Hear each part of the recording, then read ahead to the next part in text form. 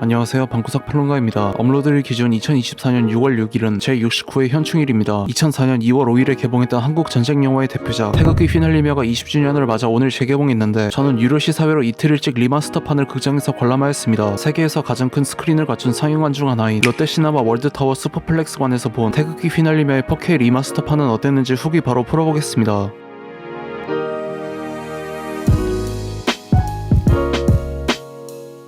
この番組はご覧のスポンサーの提供でお送りします。